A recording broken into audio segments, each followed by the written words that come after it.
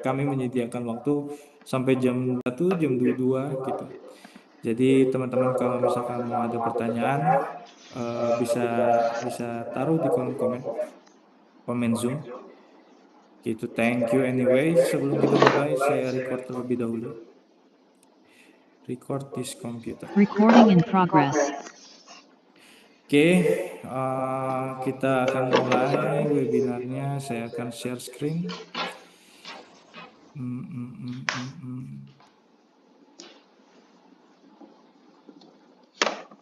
Oke, webinar. Sebentar.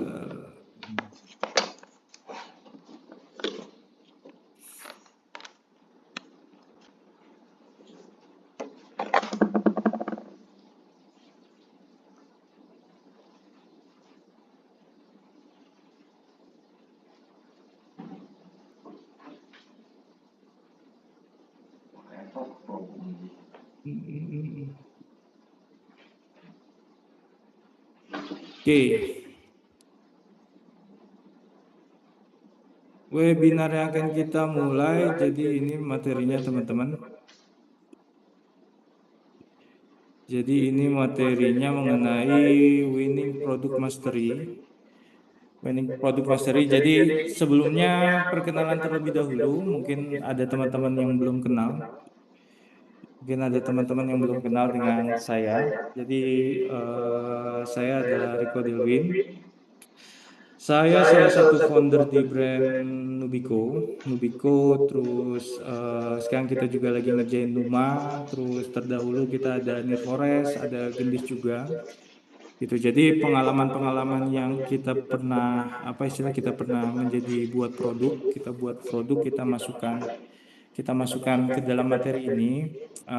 Jadi ini pure pengalaman kami selama hampir 3 tahun di kategori FMCG. Jadi selama 3 tahun itu kita fokus di kategori FMCG dari mulai skincare anak, skincare dewasa, personal care, perfume dan lain-lain, feminine hygiene. Itu kami rasa kami sudah cukup untuk bisa membagikan pengalaman-pengalaman kami.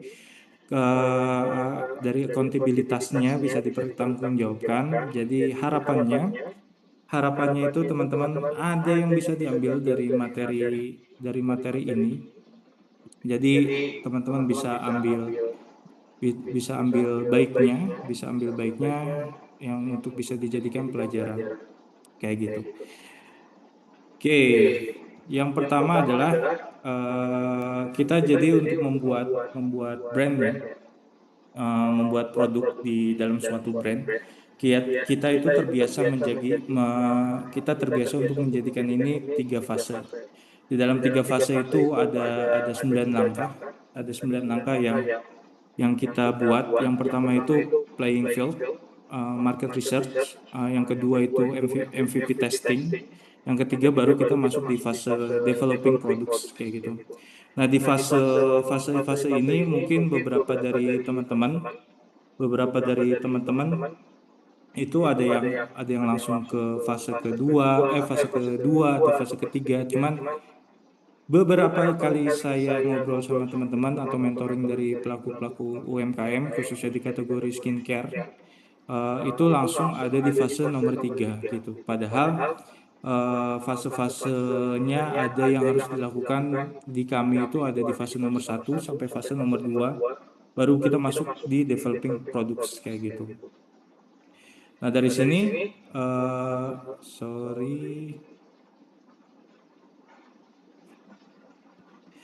Nah, di fase 1 kita ada di market research. Di market research itu kita akan bahas mengenai playing field. Yang kedua market needs, yang ketiga itu kompetitor. Di fase ini adalah fase yang menurut saya pribadi itu adalah fase krusial ya. Jadi di mana produk ini ditentukan bagaimana kita research-nya. Jadi research ini banyak 80% dari beberapa brand yang mati di sini opini kami karena kerap kali ditemukan banyak banget klien-klien dari FTB itu yang datang ke kita itu pas kita tanya produk ini kenapa dibuat, produk ini kenapa dibuat, produk ini kenapa dibuat, misalnya toner ini kenapa dibuat, moisturizer ini kenapa dibuat, dan kategori-kategori skincare lainnya itu kenapa dibuat. Banyak dari mereka alasannya itu karena ya ini trennya itu lagi ke arah sini, trennya lagi ke arah sini. Yang mana sampai di sini itu bisa jadi benar, tapi harus ada alasannya karena biasanya kita melihat brand-brand skincare yang kayak sekarang itu kan yang lagi viral itu kan yang saya pikir bagus itu ada Finally Found You, terus ada brand peel off mask yang lagi rame kayak gitu.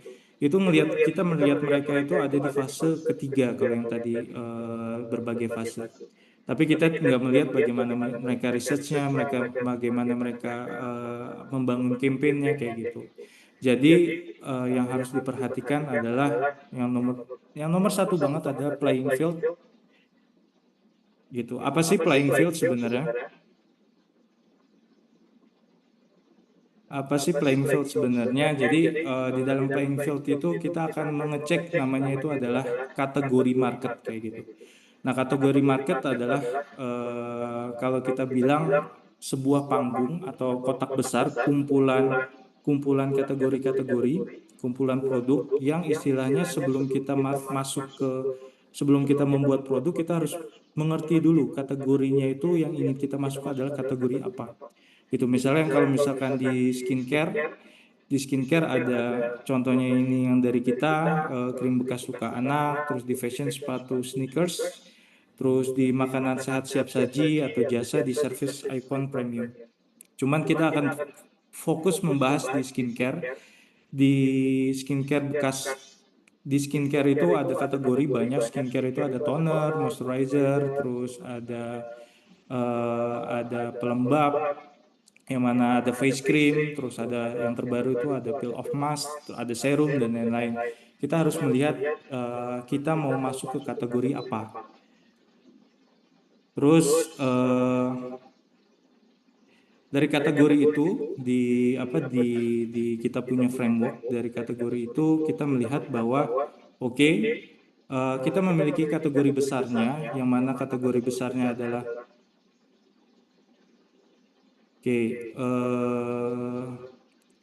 nanti decknya akan kita kirim ya. Dari kategori besar itu kita akan melihat kategorinya itu kategori besarnya adalah skincare. Terus di turunan kategorinya itu ada skincare anak. Di sub kategorinya adalah scar treatment anak. Jadi treatment untuk bekas luka anak gitu. Nah, yang biasa kita lakukan adalah kita masuk melalui subkategori. Kita masuk melalui subkategori, ada masuk di kategori yang paling kanan. Kenapa kita nggak masuk di kategori skincare anak?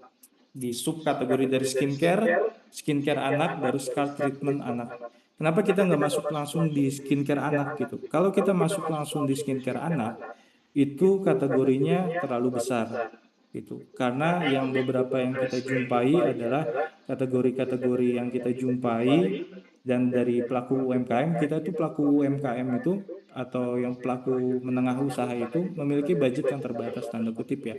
Karena rata-rata brand yang kami buat itu dimulai dari brand yang terbatas, dari budget yang terbatas gitu. Sebelum akhirnya dikembangkan menjadi lebih besar gitu.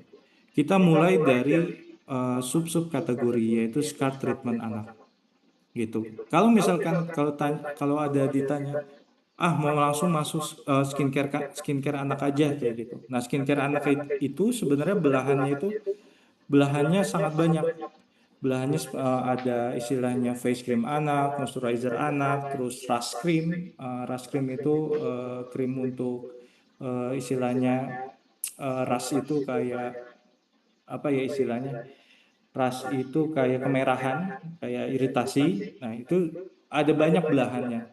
Nah, ketika kita masuk langsung banyak kategori, itu akan ada kendala kalau misalkan teman-teman punya budget yang at least 200 juta ke atas, itu monggo aja silahkan. gitu. Ini kita buat framework ini adalah untuk bagi teman-teman yang istilahnya punya budget yang di bawah 50 juta kayak gitu. Seperti itu. Terus lanjutannya itu yang tadi saya sampaikan, kategori adalah panggung bagi kami. Jadi kami sangat sebelum sebelum entry ke market, kami sangat memperhatikan kategori apa yang ingin kami masukkan. Nanti setelah ini saya akan menunjukkan bagaimana kami mencarinya. Terus, nah ini adalah 7 pertanyaan yang harus dilihat ketika masuk ke sebuah kategori yang biasa kami pakai. Yang pertama, ketika masuk ke kategori tersebut, siapa siapa pemain utamanya? Yang kedua, seberapa besar ukuran marketnya? Yang ketiga, seberapa padat pemainnya? Yang keempat, produknya itu seperti apa? Yang kelima, fitur apa yang lagi tren? Yang keenam, apa harapan market ke kategori itu? Yang ketujuh, gimana cara kita stand out di dalamnya? Oke, yang pertama yang pertama akan kita cari adalah tentu kita akan memainkan kalau data ya. Ini saya nggak sama sekali nggak disponsorin sama platform ini. Jadi memang ini pure adalah yang kita kita pakai sehari-hari, yang kita pakai sehari-hari. Ketika kita mau buat suatu produk, gitu, buat suatu produk yang dicari adalah pertama kita mencari kategorinya itu sebesar apa. Kita lihat dari kategori besarnya. Kategori besarnya di sini adalah kategori besarnya adalah perawatan dan kecantikan. Ini udah nggak perlu ditanyakan lagi. Kategori perawatan dan kecantikan itu pasti sangat besar. Kalau 30 hari terakhir ini total total market value-nya itu ada sekitar di 3 triliun. Cuman bukan ini sebenarnya yang kita cari. Yang kita hanya melihat ini bahwa adalah gambaran besarnya 3 triliun. Cuman yang kita cari adalah, yang kita lihat adalah oke, di dalam 30 hari terakhir, itu kita lihat produk apa yang istilahnya itu yang kategorinya besar gitu. Di sini ada ada brand besar, ada Maybelline, terus ada perfume, terus ada ini kategorinya adalah soap ya, sabun sabun batang. Terus ini ada Glad to Glow. Terus ada shower gel for brightening. Ada sabun mandi, kategori sabun mandi. Terus di sini ada whitening. Kategorinya itu adalah ini adalah paketan. Terus di sini ada underarm, pencerah ketiak dari Moicare. Dia lagi masuk juga. Di sini ada 10 terbesar kategori. Ini platformnya itu ada TikTok. Jadi cara risetnya itu nggak hanya berhenti di sini teman-teman. Cara risetnya itu nggak ada berhenti di sini teman-teman. Jadi kalau misalkan teman-teman teman-teman punya brand apa contohnya? Teman-teman punya brand kosmetik, contohnya ada di lipstick ya. Di sini ada lipstick. Kategori lipstick itu ada nomor 1 Maybelline. Cuman bukan itu yang mau kita riset, karena kita ngerti bahwa Maybelline itu kan besar banget ya. Cuman kita itu mendapatkan clue bahwa kategori besarnya yang nomor 1 di TikTok itu adalah lipstick secara produk. Nah ini sekarang kita detailkan lagi di sini. Lipstick. Lipstick. Mungkin kita bisa masuk perawatan bibir. Sepertinya enggak deh. Nah, kita lihat di sini masuknya apa dia? Maybelline. Masuknya di sini lipstick and lip gloss. Jadi kita cari dia di sub ketiga. Di sini kan kategori utamanya itu adalah perawatan kecantikan. Kategori keduanya itu adalah make up. Kategori ketiganya adalah lipstick and lip gloss. Jadi kenapa Oke, jadi kenapa penting teman-teman kita memperhatikan kategori ini? Jadi saya juga hampir 1 tahun inilah belajar bahwa kategori itu nggak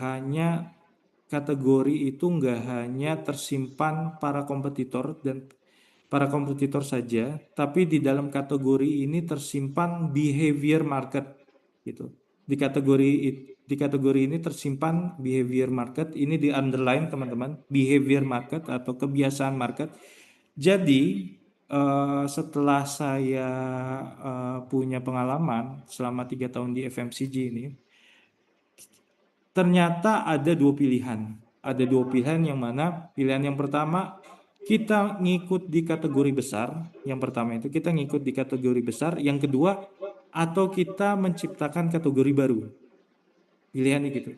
Pertama kita apa istilahnya ngikut di kategori besar. Kita ngikut di masuk membuat produk di kategori lipstick gitu. Masuk ngikut di kategori lipstick atau kita membuat kategori baru yang tadi saya jelaskan sub-sub kategori istilahnya tadi scar treatment anak.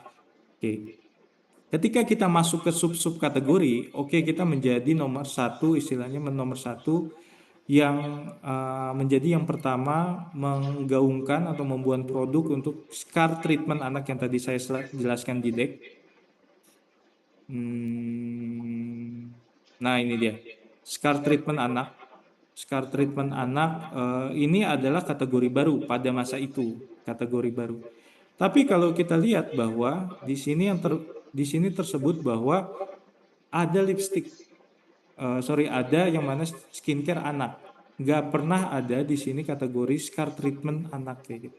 Apa kelebihan dan kekurangannya? Tadi saya sudah bilang underlining di behavior market. Jadi ketika orang butuh sesuatu, diperjelas. Jadi ketika market itu butuh sesuatu, mereka akan tersebut kategori gitu.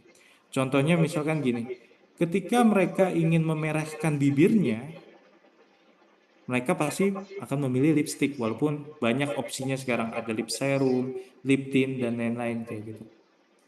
Tapi ketika di underline kan kata kuncinya adalah ketika mereka ingin menyelesaikan problem gitu. Ketika mereka ingin menyelesaikan problem, mereka akan mencari kategori kayak gitu. Ini kalimat ini berbulan-bulan, hampir 1 tahun saya coba pahami karena apa? Ketika kita memilih kategori baru, which is kategori baru ada scar treatment anak, mungkin kita bisa menjadi pembeda, wah produk baru nih. Cuman yang harus dipahami adalah kita di market sendirian. Gitu. Ketika kita di market sendirian, akan ada biaya tanda kutip biaya akuisisi yang mahal. Gitu.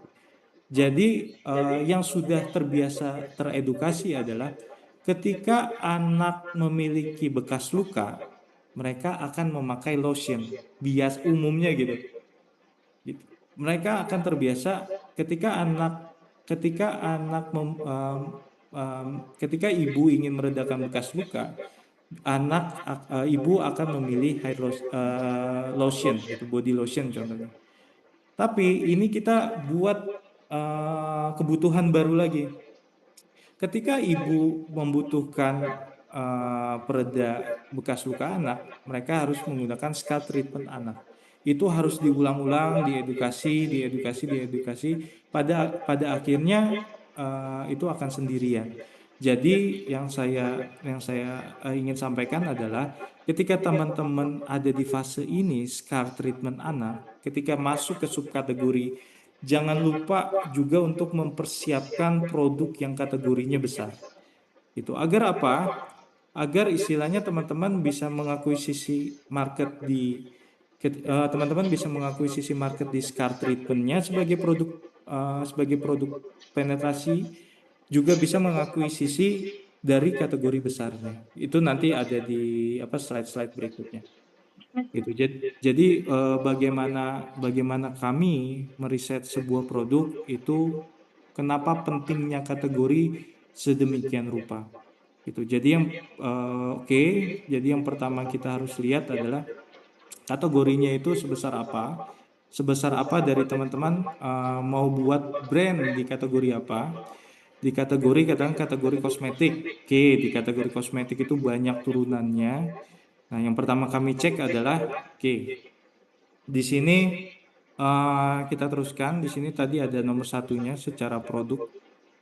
Secara produk itu ada di lipstick. Nah, pasti ketika kita melihat kategorinya di sebuah data, ketika kita melihat kategorinya di sebuah data, kita lihat bahwa kategori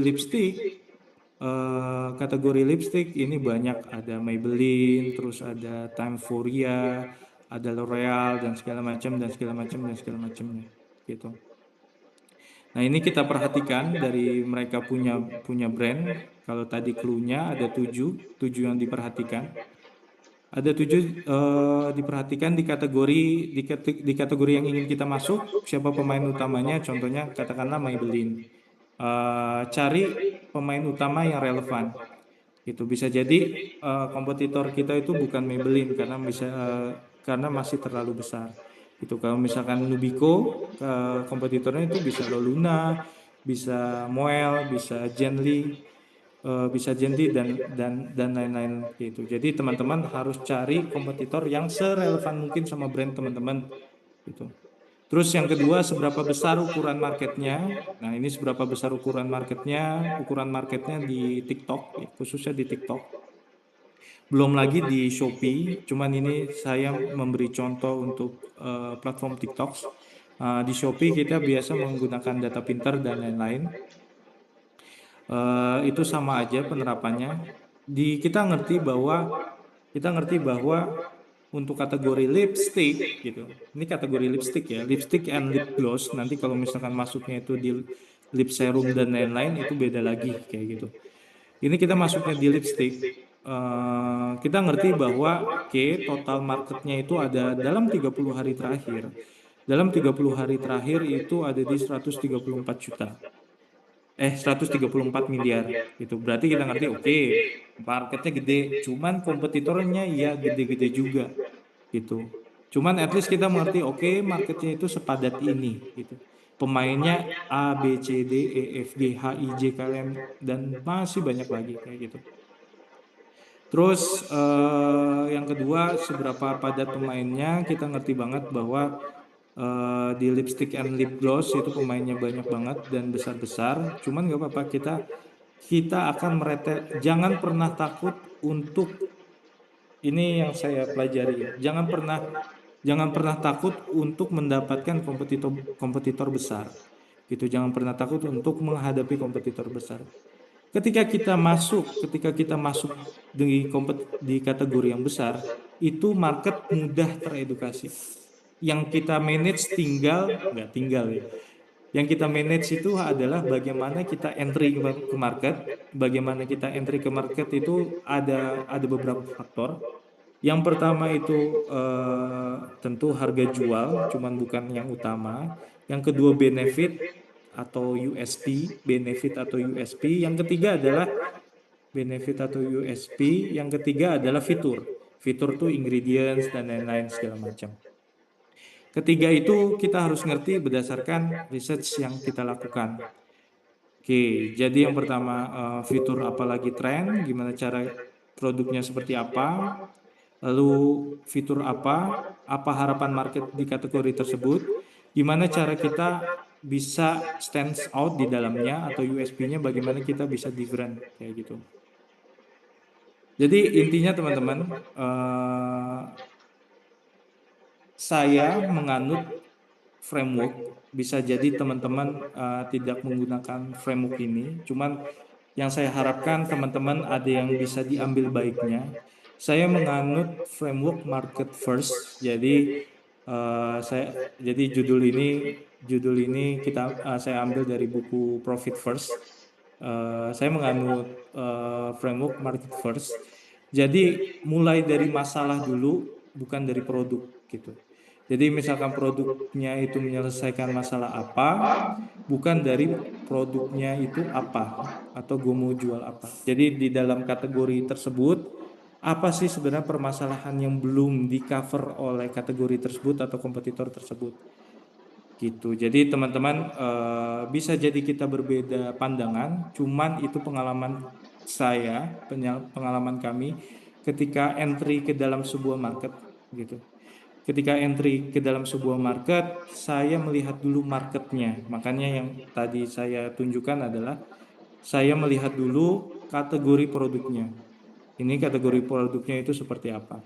Walaupun di pertengahan jalan saya harus share ada beberapa brand atau pelaku usaha yang istilahnya saya sebagai brand owners mempunyai value ABCD, memiliki apa istilahnya memiliki nilai-nilai kuat di dalam brand ABCDFGHIJ. Saya ingin membuat produk ini sesuai value saya. Apabila ada yang memiliki cara pandang membangun brand seperti itu nggak salah. Itu totally true. Cuman beda cara pandang berpikirnya aja. Karena saya mulai dari market, saya lebih nyaman untuk melakukan validasi. Seperti itu. Ini referensi market apa yang tadi saya tunjukkan. Ini salah satu yang penting juga, cek cara konsumen nyebutnya gitu. Jadi apa istilahnya ini sering terjadi yang tadi saya sampaikan, ketika market ingin menyelesaikan problem, mereka memilih kategori apa. Nah, ini sering terjadi. Kadang ada di penamaan produk ya. Jadi ada di penamaan produk. Jadi ada study case menarik mengenai brand kami, namanya itu Nubico Essential Shooty. Nubico Essential Shooty adalah produk penetrasi Nubico. Contribution salesnya dari omset kuartal atau bulanan kami, contribution salesnya itu ada di sekitar 60-70%. Cuman ketika penamaan produk, kami menamakan Nubico Essential Shooty ini adalah Nubico Essential Shooty. Kami tidak memberikan kategorinya, kami tidak memberikan apa istilahnya produk ini tuh kategori apa. Dampaknya adalah ketika ada di market, berjuang di market itu ketika ada di marketplace atau ada di toko offline itu ada di mana kondisi ini produk apa kayak gitu. Produk apa ketika calon customer melihat produk ini produk apa dan menyelesaikan masalah apa gitu. Nah, itu nggak clear lebih ke essential suit itu. Akhirnya setelah 2 tahun essential suit itu keluar, baru kita mendetailkan kategorinya bahwa Nubico Essential Shooty ini adalah moisturizer kayak gitu. Sebelumnya nggak ada gitu. Jadi ketika ada market istilahnya butuh menyelesaikan problem, yang mana problemnya ada melembabkan kulit anak, mereka butuh moisturizer gitu. Kenapa istilahnya Nubico nggak ketika market butuh melembabkan anak, mereka pakai Shooty gitu. Kategori Shooty itu kategori tidak ada gitu. Kategori tidak ada di market FMCG ini khususnya skincare anak. Bisa aja kita mengadakan Shooty itu, tapi akan butuh effort lebih ketika kita mengkomunikasikan bahwa produk ini adalah Shooty gitu. Lebih mudah dikenal bahwa produk ini adalah moisturizer. Jadi yang ingin saya sampaikan adalah teman-teman di awal meriset atau di pertengahan ketika masuk mendevelop produk harus clear dulu bahwa saya sebagai produk brand owners atau produk developers ingin membuat produk kategori apa gitu. Mungkin di online itu tidak berasa, tapi di market offline kayak di toko-toko, penyebutan kategori adalah salah satu kunci penting karena kalau di online itu terbiasa kita melihat iklan, kalau di offline produk kita itu tidak bisa tanda kutip berbicara semasif di online gitu. di offline itu hanya berupa wobbler atau promotion kitnya itu hanya berupa wobbler dan lain-lain yang bisa menjelaskan. Kalau misalkan di dalam wobbler itu tidak menjelaskan dengan clear apa itu kategorinya, consumer atau calon konsumen akan berpikir, ini kategori produk apa ya? Apakah bisa gitu. Kalau misalkan kategori besarnya di baby itu ada body lotion, face cream, moisturizer, body wash segala macam itu clear. Tapi kalau misalkan kategori umum, kita harus menjelaskan berulang lagi ini Nubico adalah kategori apa gitu. Jadi teman-teman di awal harus clear, bisa jadi mungkin teman-teman sudah mengerti, cuman bagi saya, bagi kami di ekosistem Fast Track Brand atau di brand-brand kami di PT Sales Lab Digital Indonesia, pembelajaran kategori itu sangat berharga bagi kami. Ketika membuat produk, karena channelnya itu nggak hanya online, offline juga kita masukkan, kita harus clear masalah penyebutan kategori gitu. Anyway, itu untuk penjelasan kategori. Terus pilih kategori yang tumbuh, jangan cuma masuk di kategori besar aja, masuk yang di kategori yang tumbuh. Jadi kita punya KPI. Kalau teman-teman melihat di kategori. Jadi kalau teman-teman melihat di kategori, teman-teman bisa melihat angka pertumbuhan kayak gitu. Angka pertumbuhan di kategori yang teman-teman cari itu kalau kami memiliki KPI adalah pertumbuhan minimal 30% gitu per 30 hari terakhir. Kenapa seperti itu? Kenapa kita punya patokan 30%? Itu adalah Pareto kami karena kita pernah masuk ke 20%, pernah masuk ke 10%, hasilnya itu nggak sebegitu bagus ketika 30% dan disesuaikan dengan kita punya struktur biaya ketika membuat produk. 30% kita memiliki data dan kita mengasumsikan dari data tersebut adalah 30% itu kita menandakan bahwa kategorinya itu sedang naik gitu. Kategorinya itu sedang naik. Ketika kategori itu sedang naik, kita menganggap itu sedang tren. Jadi balik lagi ke basicnya gini. Ketika market butuh problem gitu. Ketika market itu memiliki problem dan diselesaikan dengan kategori X. Ketika kategori X-nya lagi naik 30%, berarti kita ngerti bahwa problemnya itu lagi ngehit banget kayak gitu. Problemnya itu lagi ngehit banget. Ketika kita masuk ke problem yang lagi ngehit banget, potensi kita mendapatkan produk yang winning tanda kutip itu lebih mudah. Kayak gitu teman-teman. Jadi kita terbiasa nyaman dengan Pareto 30%.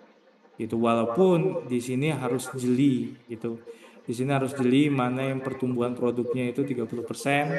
Sekarang teman-teman itu nggak perlu nyari susah-susah lagi. Karena bahkan di sininya sudah ada AI, udah ada tools AI, teman-teman bisa request by chat dan lain-lain. Dulu saya sama tim sampai meritilin satu persatu gitu kategori mana nih yang lagi naik, sub kategori mana yang naik lagi 30%, kita ngelihat dari sini tingkat pertumbuhannya itu mana yang lagi 30% dan lain, kita peritilin satu persatu. Cuman di sini sudah ada AI, jadi teman-teman tinggal melihat mana nggak hanya di platform ini, di platform lainnya juga sudah banyak AI. Jadi itu sudah apa istilahnya, sudah termudahkan. Beda sama ketika riset 1 atau 2 tahun kebelakangan. Kayak gitu. Terus pelajaran selanjutnya, jadi kalau misalkan ada kategori yang turun, sebenarnya kategori itu nggak hilang, marketnya itu nggak hilang, tapi marketnya itu berpindah. Marketnya itu berpindah dari kategori utama ke subkategori. Misalkan teman-teman mungkin yang apa istilahnya yang sudah terbiasa membuat atau entry di market skincare ya, entry di market skincare dulu itu happening banget, walaupun sekarang pun masih happening juga, cuman di kategori market tertentu. Dulu night cream and day cream itu adalah mandatory ketika orang atau users atau customer kategori itu melakukan rangkaian treatment. Night and day creamnya itu pakai apa nih? Kayak gitu. Kalau teman-teman apa istilah kalau teman-teman relate ya. Tapi sekarang itu sudah terbagi sedemikian rupa, orang nggak mesti pakai night night cream dan day cream gitu. Tapi sekarang udah pakai moisturizer, serum. Jadi dulu yang rangkaiannya itu hanya day and night, sekarang itu rangkaiannya itu teman-teman mungkin relate ya, sebelum berangkat kerja atau setelah mandi pagi pakai moisturizer, pakai serum, pakai sunscreen, pakai ini, terus malamnya pakai serum lagi, terus pakai peel off mask dan lain-lain. Itu sebenarnya apa istilahnya, karena ada tren itu, karena ada tren di dalamnya gitu. Kalau ditanya siapa pencipta pertama kali moisturizer, mungkin waktu itu di banyak dinaikkan kategorinya moisturizer oleh Skintific dan lain-lain gitu. Akhirnya kategori moisturizer itu naik, behavior orang menggunakan moisturizer itu menjadi naik kayak gitu. Serum, toner itu juga adalah kategori yang di 2010, 2015 itu belum masif, tapi sekarang itu udah masif gitu. Kategorinya itu ngikutin kemana? Banyak ngikutin ke Amerika atau di luar negeri, akhirnya teradopsi oleh market Indonesia. Di Indonesia pun banyak yang mengadopsi yang membuat kategori-kategori baru, cuman jarang yang berhasil kayak gitu. Jadi di Indonesia cenderung apa yang lagi trending di luar, kategori baru yang trending di luar, mereka adopsi di Indonesia kayak gitu. Itu kita punya jurnalnya. Nanti kalau misalkan teman-teman butuh akan saya share di grup. Gitu karena jurnalnya mungkin bisa 300 halaman. Nanti saya kasih summary-nya aja. Terus ini tools yang kita pakai ya Google Trends itu yang gratis, Marketplace itu yang kita searching secara umum. Social listening itu kita biasanya tim ngelihat di platform sosial media ya. Mereka lagi rame apa, habis itu mereka jadikan insight buat produk. Terus yang terakhir ada kalau data yang tadi saya sampaikan dan banyak platform lainnya. Saya tidak di endorse, memang itu tools yang kami pakai. Terus ini untuk penjelasan tools yang kita pakai, data pintar untuk data kompetitor di marketplace. Kalau data juga hampir sama, toolsnya mirip-mirip. Kompas ini kita pakai yang premium ya, yang berbayar. Cuman ini opsional lah, teman-teman bisa jadi nggak perlu ini banget, asal menguasai tools ini, data pintar dan kalau data. Ini kita jadi bisa ngerti market share-nya itu dipegang sama siapa. Gitu. Nah, ini adalah KPI kita punya punya pegangan buat teman-teman. Kalau misalkan kategori itu growth 30%, jangan lupa ukuran marketnya itu diperhatikan. Oke, 30%, tapi ukuran marketnya ada nggak kayak gitu. Jangan sampai growth-nya 30% tapi nggak ada ukuran market. Nah, ukuran marketnya itu kita mulai dari 30 juta gitu. Walaupun pasti nanti ketika apa istilahnya, ketika ada di teman-teman riset, rata-rata ukuran marketnya pasti lebih dari ini. Gitu. Cuman ini kita batasin agar karena kita di internal itu di perusahaan kami, perusahaan brand extension kami itu rata-rata udah memakai divisi tim research itu sudah ada sendiri gitu. Divisi tim research itu sudah ada sendiri. Gitu. Jadi kita punya divisi yang di sini tuh ada market research. Market research itu ada apa istilah market analysis, terus ada community dan lain-lain. Itu kita udah ada semua. Jadi kita harus menanamkan KPI. Oke, KPI kalian ini gitu. Jangan sampai ini 30 juta cuman nggak ada growth-nya, jangan sampai ini ada growth-nya cuman total market value-nya itu di bawah ini kayak gitu. Itu kita punya KPI. Terus ini yang tadi saya sampaikan divisi brand yang kita ada sendiri. Nah, ini plus minusnya ketika kita masuk subkategori. Tadi subkategori saya reminder lagi adalah subkategori. Jadi ketika apa istilahnya? Ketika kita masuk subkategori, oke, kompetitornya nggak ada, which is kita senang.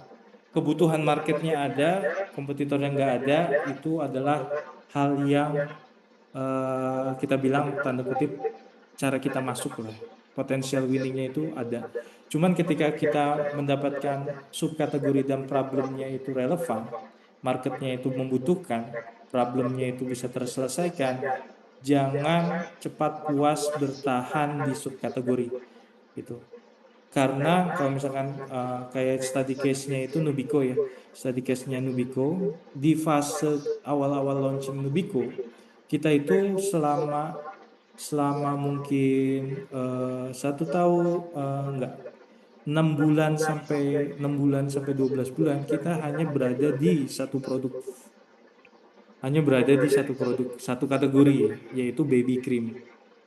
Di baby cream kita mendapatkan apa istilahnya, mendapatkan problem ya. Ternyata baby cream ini adalah baby cream pertama kali untuk anak yang bisa menyelesaikan atau bisa menangani meredakan bekas luka anak. Kita bertahan lama tuh gitu. Bertahan lama untuk mempromosikan baby cream gitu. Tapi teman-teman, ini adalah behavior kita masuk ke kategori FMCG, fast moving consumer goods. Kategori ini adalah kategori fast moving. Keren tuh bahasanya, sosok Inggris kan ya. Kategori fast moving itu adalah kategori ketika kita punya satu winning subkategori, kita harus cepat-cepat memikirkan kategori apa lagi gitu. Kategori apa lagi yang bisa menopang produk kita kayak gitu. Kategori apa lagi yang bisa menopang produk kita. Jadi jangan hanya tadi kayak yang case-nya Nubico aja nih. Nubico baby cream bertahan sampai 6 sampai 12 bulan. Karena ketika teman-teman mau menaikkan omset atau menaikkan revenue, itu pilihannya itu ada dua.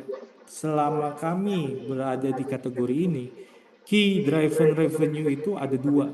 Yang pertama adalah expand channel, yang kedua adalah multiple SKU atau multiple products gitu. Nah, teman-teman mau pilih yang mana ketika ingin menaikkan revenue? Mau expand channel atau mau multiplying produk? Karena itu adalah behavior FMCG. Ini gak banyak yang ngebahas ini, cuman karena kami juga di FTB atau di Sales Lab banyak-banyak ikut workshop dan lain-lain. Cuman saya sampaikan adalah key revenue driven kategori FMCG, skincare dan lain-lain itu ada dua, expanding channel sama multiplying produk. Ini hampir sama lah kayak fashion, karena fashion kan sekarang udah masuk ke fast fashion juga. Gitu. Jadi teman-teman ketika mendapatkan subkategori yang baru, jangan lupa untuk memperhatikan kategori besarnya juga. Gitu. Jadi teman-teman strateginya bisa menciptakan produk subkategori yang banyak dan yang winning, atau enggak ketika menemukan subkategori jangan lupa membuat produk kategori besarnya. Karena apa? Ketika teman-teman buat skincare, contohnya Nubico, ketika users atau consumer menggunakan kategori besar, menggunakan bekas krim, bekas luka untuk anak, mereka itu kan untuk anaknya pasti memakai untuk kesehariannya, untuk anak itu pasti memakai body wash, pakai shampoo segala macam gitu. Jadi ketika mereka sudah terpuaskan dengan produk ini nih, dengan produk krim bekas luka untuk anak, jangan lupa pasti mereka kira-kira Nubico ada nggak ya? Sekalian deh beli baby wash atau shampoo dan lain-lain. Karena mereka udah teryakini nih, terasosiasi bahwa brand Nubico untuk baby cream ini udah menyelesaikan masalah mereka. asumsi mereka persentasenya dari 100%, bisa jadi 30-50% itu juga ingin membeli kategori yang biasa mereka buat. Di situ akan menaikkan AOV kita. Di situ akan menaikkan AOV kita. Seperti itu teman-teman. Nah, ini adalah 5 ciri subkategori yang layak versi kami yang kami sudah recap berdasarkan pengalaman-pengalaman kami. Yang pertama, kebutuhan spesifik yang beda dari kategori utama. Misalkan tadi kategori utamanya adalah skincare anak atau lip gloss. Skincare anak atau lip gloss, subkategorinya tuh apa? Biasanya subkategori ada formulanya adalah kategori utama plus problem spesifik gitu. Kategori utama plus problem spesifik. Ya misalkan kategorinya adalah dari skincare anak, ada subkategori krim. Nah, problemnya adalah pereda bekas luka anak kayak gitu. Biasanya itu apa istilahnya formula yang biasa kita pakai. Terus yang kedua, volume marketnya itu cukup, walau niche. Tadi saya sudah kasih KPI-nya. Kompetitor belum banyak, tapi teman-teman jangan begitu takut ketika melihat kompetitor banyak, karena ketika kompetitor banyak, kategori tersebut sudah diedukasi. Ketika kategori sudah diedukasi, customer itu sudah sering menggunakan kategori itu, tapi mereka belum bisa menyelesaikan masalahnya dengan kompetitor yang ada. Kayak gitu. Yang keempat, masih jarang edukasi atau konten informatifnya, itu kelihatan tadi di apa istilahnya di tools yang tadi saya jelaskan. Terus ada peluang membangun komunitas loyal. Gitu. Jadi apabila kelima-limanya itu dipenuhi, oke, kita masuk ke tahap berikutnya. Gitu. Nah, ini bagaimana kita menemukan celahnya. Ketika kita sudah memilih subkategorinya, kita melihat celahnya, oke, kategori kita mapping dulu kategori utamanya, jenis produknya apa, brand besar, channelnya apa, terus kita lihat review sama target. Kita lihat review dan feedbacknya seperti apa, banyak gak yang masih belum terselesaikan. Terus cek top sellingnya, terus social listeningnya, terus di komunitas. Kenapa saya tersenyum? Ini teman-teman di fase research ini adalah fase yang sangat membosankan. Trust me, ini sangat boring. Gitu. Apabila dikerjakan sendiri, ini sangat meritil banget. Cuman kenapa ini saya lakukan, yang mana ini juga dikerjakan oleh tim, tingkat keberhasilannya itu sangat besar ketika launching produk apabila ini dilakukan. Gitu. Nah, pertanyaannya ada nggak mempermudahnya kayak gitu. Mempermudahnya itu sekarang AI sudah banyak apa istilahnya, sudah banyak yang pakai. Nanti mungkin di webinar lanjutannya yang free itu akan saya kasih tahu bagaimana installnya, bagaimana researchnya, gitu kan. Kenapa kok nggak saya tunjukkan di sini karena lumayan panjang prosesnya. Cuman nanti remind saja saya di grup untuk memberikan video free-nya atau webinar free-nya kayak gitu. Bisa saya kasih gratis dan lain-lain. Terus, nah ini contoh subkategorinya. Kategori utamanya adalah krim scar cream, terus scar cream anak. Terus bisa kalau mau didetailin, ini banyak yang bisa apa istilahnya, yang bisa lebih detail lebih dalam. Cuman kemarin saya berhenti di sini. Karena kalau misalnya masuk ke sini udah beda kategori versi kami kayak gitu. Karena kami fokusnya itu ada di anak kayak gitu. Terus ini yang salah satu masterpiece kami. Jadi kami pernah membuat brand pembersih kewanitaan. Kita ngerti banget. Jadi kenapa waktu itu kita masuk ke apa istilahnya, masuk ke feminine hygiene itu tadi. bahwa feminine hygiene waktu itu tuh kategorinya lagi growth mungkin sekitar 60%, 50%, saya lupa angkanya. 50% sampai 60% kategori itu. Terus total revenue marketnya 30 hari pun sangat menarik di atas 200 juta. Berarti kita punya asumsi dari data tersebut bahwa wah trennya lagi naik nih di kategori ini. Kayak gitu. Akhirnya kita membuat subkategori dari feminine hygiene itu masuk ke subkategori baru yaitu sweet aromatic feminine hygiene. Gitu. Jadi kenapa kita ngeluarin sweet aromatic feminine hygiene? Nanti sebenarnya ada detailnya. Kita ngerti bahwa kategori ini, kategori feminine hygiene, itu adalah kategori yang mana aroma itu menjadi pilihan utama. Jadi relevansi fitur atau benefitnya itu ternyata salah satu terbesar itu ada di aromanya. Gitu. Dengan aromanya itu makanya kita kunci sweet aromatic gitu. Kenapa sweet gitu? Jawabannya kenapa sweet? Jadi di riset berikutnya kita mendapatkan bahwa aroma yang disukai wanita adalah aroma manis selain aroma floral ya di kategori apa di kategori feminine hygiene itu aroma floral sangat sangat sangat sangat sangat diperhitungkan. Gitu. Jadi apa istilahnya?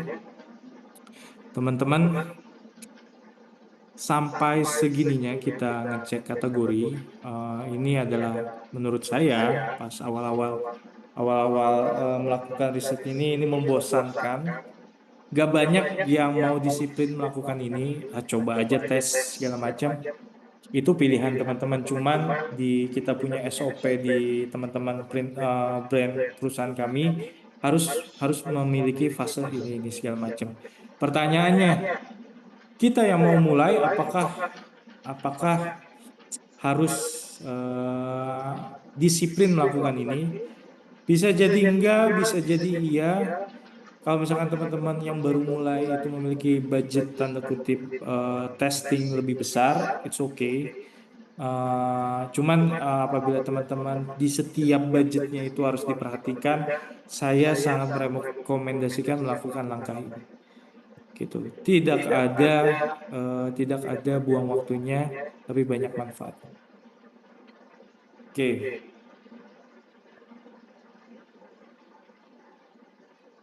Ini satu topik 1 jam ya teman-teman. Teman-teman ngerti bahwa materi ini 115 slide, ada 9 topik. Ini kita baru masuk topik yang kedua, market needs gitu. Kebutuhan market. Jadi setelah kita memilih kategorinya, kita ngelihat dulu oke, market needs-nya apa sih sebenarnya? Jadi market needs itu kita bagi ya di persepsi kami itu kita bagi menjadi 3, yaitu needs secara kebutuhan fungsi, masalah yang mau diselesaikan itu apa. Jadi contoh clear tadi, krim bekas luka anak, masalah yang diselesaikan adalah jelas. Masalah yang diselesaikan adalah apabila anak memiliki bekas luka yang menghitam, pakai krim ini. Gitu. Terus aspirasi mereka apa gitu? Apa yang mereka ingin gapai atau harapan mereka tuh apa yang mereka rasakan? Terus behaviornya apa, kebiasaan mereka ketika mereka menggunakan kategori ini tuh apa sih behaviornya? Gitu. Itu kita harus cek. Terus jadi ini apa istilahnya sejumlah quotes orang cari produk yang dia butuhkan, bukan yang paling ramai digembur-gemburkan. Jadi memang orang cari produk itu sesuai needs mereka apa.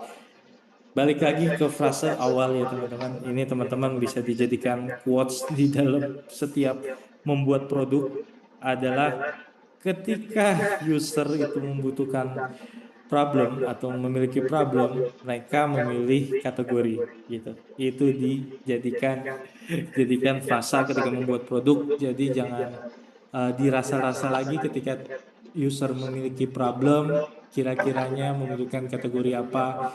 Itu semua sudah secara tersistem, itu sudah behaviornya itu sudah ada di dalamnya. Jadi teman-teman ketika membuat produk selalu terpampang 2 pilihan.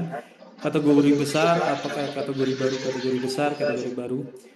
Cara menggunakan kategori besar ini, cara menggunakan kategori baru ini, dua-duanya di fase tertentu harus berjalan seiringan waktu, gitu. Itu teorinya. Dan kami melakukan itu secara konsisten. Terus apa ini customer itu membeli benefit bukan fitur ya teman-teman. Jadi kalau misalkan ada fitur 6 fitur multifungsi, terus benefitnya barang nggak pernah keselip, istilahnya benefitnya istilahnya meredakan bekas luka, terus yang dikomunikasikan. Jadi ada 2 brand yang mengkomunikasikan fitur.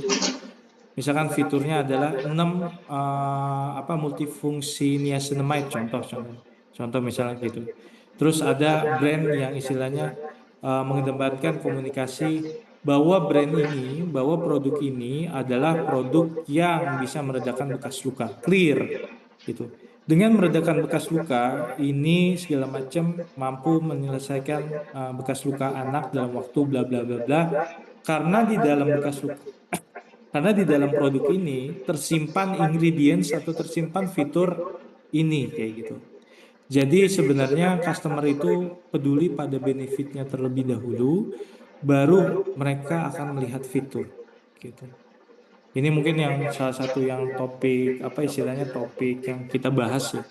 Kita bahas di awal-awal iklan FTB, ada produk sama tapi memiliki fitur sama. Tapi yang satu udah besar, laku banget, yang satu baru mulai tapi fiturnya sama nggak laku. Ya karena memang ada di permulaan yang beda. Gitu. Yang brand besar itu fokus di awal itu di benefit terlebih dahulu dan diyakinkan oleh sebuah fitur. Itu adalah template basicnya. Nah, yang kedua setelah market needs, yang mana kita membagi needs-nya itu dari aspirasi, terus needs sama behavior, kita harus mengenali apa yang namanya human truth. Ini bahasa kami aja biar keren ya. Sebenarnya human truth atau pain, gain, aspirasi dan lain-lain kayak gitu. Ini bahasa bahasa kita aja. Jadi human truth adalah sumber masalah utama manusia atau aspirasi tertingginya dalam menjalani hari itu apa. Contoh misalkan ada nggak nih study case-nya? Nah ini study case-nya tuh ini. Jadi ini adalah contoh riset dari kita internal terhadap human truth. Ternyata ketika seorang ibu menggunakan kategori, mereka memiliki truth-nya yang mendalam. Ketika ibu mengadopsi sebuah kategori, ternyata mereka memiliki truth yang mendalam, aspirasi yang mendalam, gain yang mendalam, atau pain yang mendalam. Study case-nya gini, ketika ibu menggunakan kategori baby cream untuk anaknya, kenapa sih? Gitu kan pertanyaannya.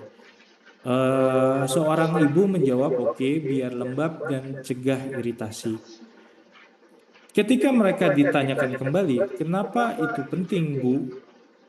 Ya kalau misalkan kita nggak cegah iritasinya dan lembabnya, mereka akan kering kayak gitu. Kulitnya akan kering dan anaknya itu bisa rewel. Gitu. Terus yang ketiga, kenapa jadi rewel? Emang kalau rewel itu kenapa? Ya kalau misalkan rewel itu jadi susah tidur. Kalau misalkan susah tidur itu ibu jadi stres. Gitu. Terus kalau ditanya lagi, kenapa apa istilahnya? Kalau stres itu jadi ada dampaknya buat ibu. Ya ibu jadi gampang marah, terus hubungan sama suami jadi keganggu. Gitu. Terus kenapa apa istilahnya? Kalau gampang marah, terus hubungan suami keganggu itu memang kenapa penting banget. Ternyata ingin menjadi ibu dan istri yang baik. Di dalam alam bawah sadar mereka, urusan makein skincare anak pelembab aja atau baby cream aja itu bisa menjadi ibu yang baik. Itu ternyata adalah sifat alamiah, naluriah gitu. Menjadi seorang ibu ternyata sampai ke sana-sana. Itu jadi kita ngerti bahwa oke, ternyata untuk ibu pakai kategori ini memiliki aspirasi yang mendalam gitu. Untuk poin yang yang keempat sampai kelima ini adalah urusan brand, apa yang kita bilang istilahnya di dalam kita punya framework itu ada di dalam brand development. Bagaimana kita nge-reach out mereka, menjadikan mereka sebuah community. Tapi kalau urusan untuk produk developing, kita fokus ke maksimal ke poin ketiga, tapi biasanya saya fokus di poin ke satu dan kedua untuk urusan produk ya. Untuk urusan produk, biasanya kita pakai alasan mendalam yang ketiga itu stagingnya itu apabila kita melihat kategori marketnya itu sudah sedalam apa, kayak gitu. Jadi kita memakainya seperti itu. Nah, ini bagaimana cara menggalinya? Kenapa kamu pakai produk dan untuk tujuan apa? Kenapa itu penting? Kenapa kenapa kalau itu terjadi apa masalahnya? Kenapa berdampak buruk? Terus kenapa itu penting banget secara pribadi? Ini digali. Nanti cara menggalinya itu gimana saya kasih tahu. Nah, ini ada dua teknik menggalinya. Jadi kita ada dua teknik, ada IDI, ada in-depth interview. Ini terlalu ribet kalau teman-teman ada di staging baru memulai sebuah brand. Jadi saya nggak begitu menjelaskan begitu dalam. Cuman ini yang kita lakukan sebulan sekali atau 2 bulan sekali. Ekosistem brand kita pasti melakukan FGD. Penting buat kita untuk ngecek tension community brand kita. Terus saya nanti akan kasih cara simpelnya seperti apa. Ini tabelnya, nah ini adalah menggunakan kuesioner di Meta Ads. Jadi teman-teman, kalau misalkan ingin menggunakan cara ini, teman-teman bisa melakukan apa yang kami lakukan untuk mempersimpelnya.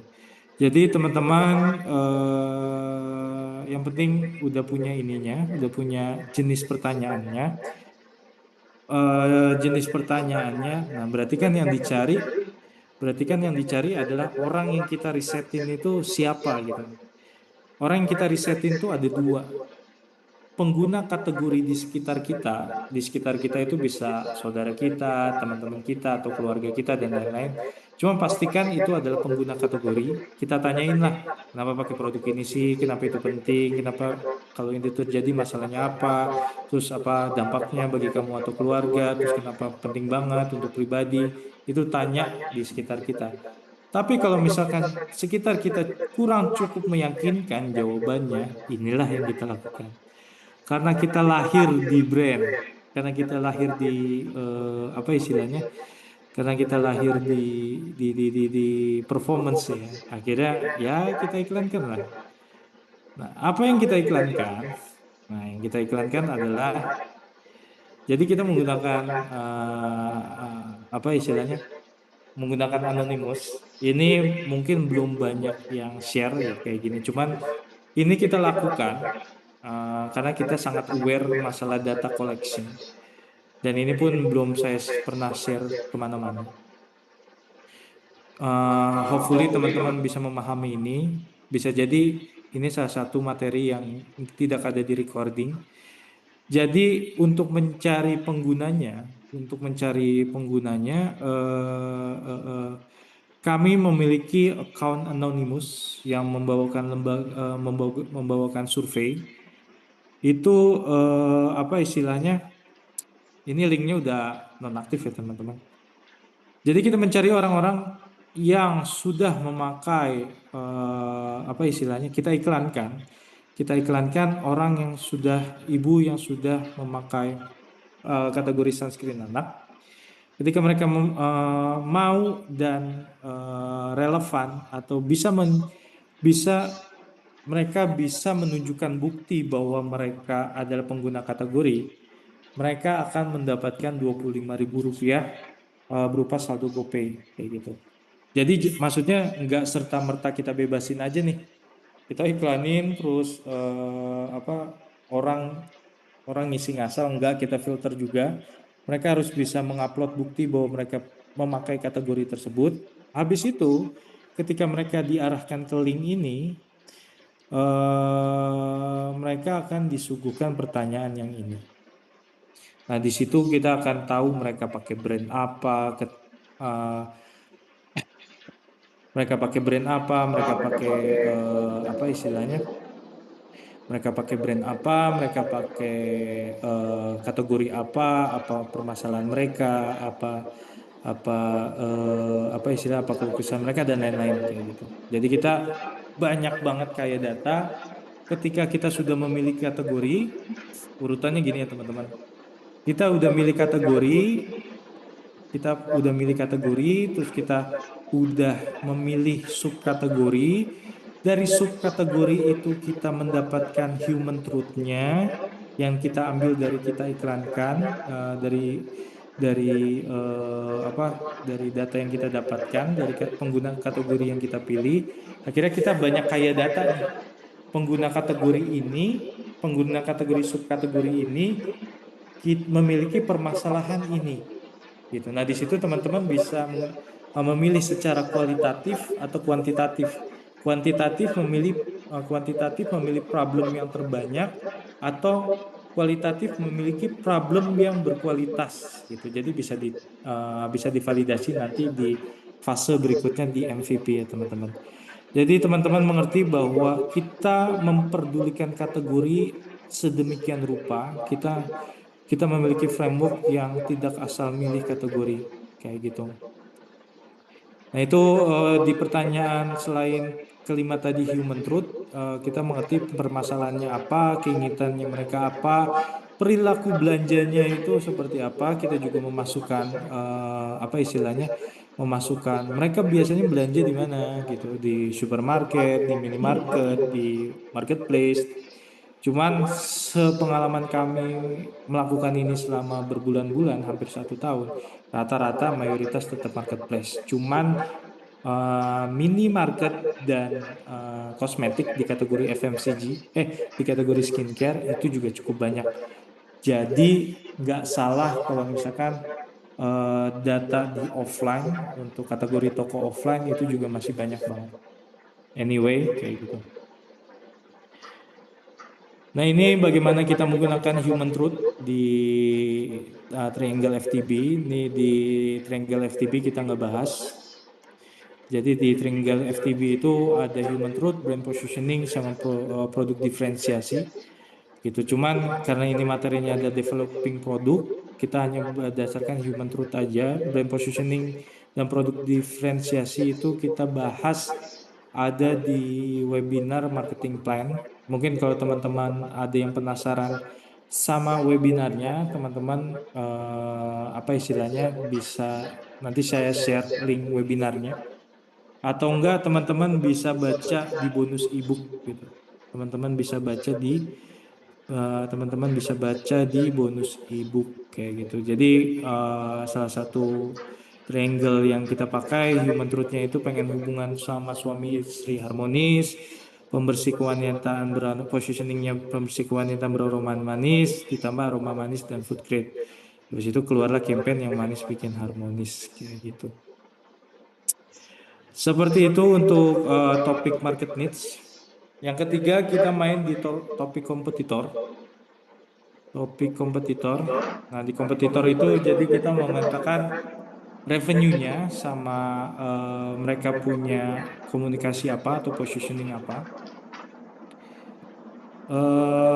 Jadi ini mungkin balik lagi teman-teman, nggak capek-capek saya ingatkan, research is boring. Gitu, research is boring gitu. Jadi teman-teman harus telaten ketika meresearch sebuah kategori, harus telaten. Kalau misalkan teman-teman tidak cukup telaten kayak saya, tidak cukup telaten kayak saya, mungkin apa istilahnya, mengerjakan sesuatu yang berulang-ulang kali, suruh orang aja gitu, suruh orang aja. Habis itu frameworknya pakai framework yang ada di sini atau framework yang lain terserah. Gitu. Jadi kenapa kita harus research kompetitor agar kita mengerti. Tadi kan urutannya ya, kita udah milih kategori, kita udah tahu kumpulan problem mereka, kita lihat kompetitornya gitu. Kompetitornya udah apa istilahnya udah ngebahas problem ini belum di produknya mereka gitu.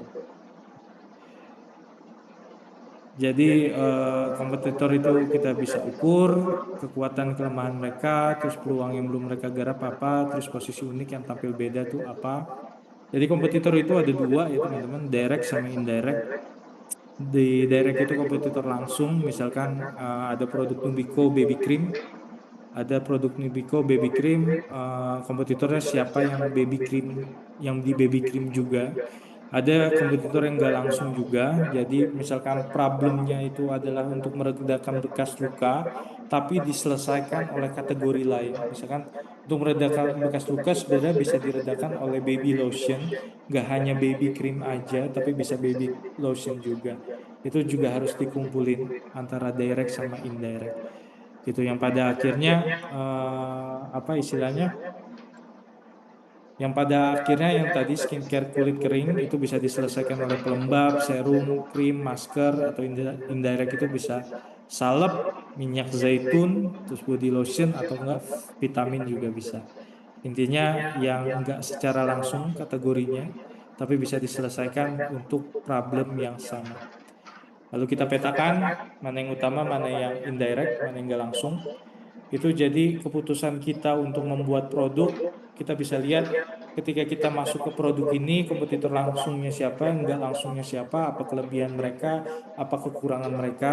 Akhirnya kita recap menjadi satu, oke kita ingin membuat produk di kategori subproduk ini, permasalahan ini sudah cukup beda dari para kompetitor direct sama non-direct. Gitu. Ketika kita sudah mempunyai apa istilahnya? Ketika kita sudah memiliki data tersebut, kita di dalam kompetitor itu tadi ya ada revenue, terus ada mereka mengkomunikasikan apa, USP-nya apa, harga jualnya apa, ukuran kemasannya berapa, terus ingredients apa, itu juga didetailkan untuk apa istilahnya bahan teman-teman membuat produk. Jangan sampai teman-teman buat produk yang istilahnya angle kontennya sama, USP-nya sama, harganya lebih mahal, terus ukurannya lebih kecil, bahan aktifnya sama. Itu teman-teman produknya agak sulit, agak menantang untuk apa istilahnya? Agak menantang untuk dijual. Karena kenapa kita berulang-ulang kali, saya berulang-ulang kali menyampaikan ini? Karena saya sudah pernah berkali-kali ada di fase itu dan tanda kutip masih ngeyel gitu, masih ngeyel, nanti marketing kita komunikasinya lebih oke, yang beda segala macam. Ternyata pada akhirnya yang kita dapatkan hanyalah biaya akuisisi yang mahal. Itu jadi kita semua ribet-ribet di depan deh kayak gitu. Kita tentuin, kita search kompetitornya dari 6 elemen ini. Gitu. Terus nah inilah cek revenue-nya kita dari 3 data ini ya teman-teman. Terus jangan lupa juga di review marketplace-nya. Review marketplace biasanya ada review-review yang agak ganjel. Misalkan teksturnya, wanginya, baunya, overclaim-nya kayak gitu. Itu untuk menganalisis kompetitornya itu sekuat apa teman-teman. Jadi harus detail, again di fase testing itu sangat membosankan. Terus nah ini opsional. Jadi teman-teman kalau di kami itu sering beliin produk kompetitor. Apa istilahnya? Kita nyobain apa tekstur-tekstur dari produk mereka. Kayak apa sih mereka memberikan janji, walaupun ada yang memang mereka antara komunikasi sama produknya itu sesuai, dan ada juga antara komunikasi dengan produknya itu nggak sesuai. Itu jadi teman-teman pilih yang mana. Kalau kami apa istilahnya, kalau kami terbiasa dengan apa yang kami komunikasikan sesuai dengan apa yang dirasakan oleh consumer, dan itu pun sifatnya subjektif gitu. Tapi ada juga yang melakukan yang pilihan lain gitu. Kami mencoba untuk tidak mengkomentari. Habis itu kita buat tabel strength and weakness, atau biasa disebut istilah teori bisnisnya SWOT ya. Cuman yang kita pakai hanya dua, hanya strength and weakness aja. Opportunity dan threats-nya itu, ancamannya itu kita pakai di framework yang lain. Cuma untuk riset produk itu kita fokus di strength and weakness melalui yang keenam hal tadi. Oh, ini kelebihannya ini, kekurangannya ini, kelebihannya ini, kekurangannya ini, sampai pada akhirnya kita bisa mengerti bagaimana kita bisa beda dari kompetitor ini tapi masih relevan untuk problemnya. Kayak gitu teman-teman. Terus nah ini apa ya, recap dari apa yang kita lakukan. Jadi ketika teman-teman masuk ke segmentasi harga, ini yang biasanya kerap kali terjadi ketika teman-teman masuk di harga yang murah. Biasanya harga yang murah itu yang terjangkau, sorry. Yang terjangkau itu akan menjangkau kelas atau cluster market C ke D, segmentasi C ke D, which is itu adalah segmentasi terbesar.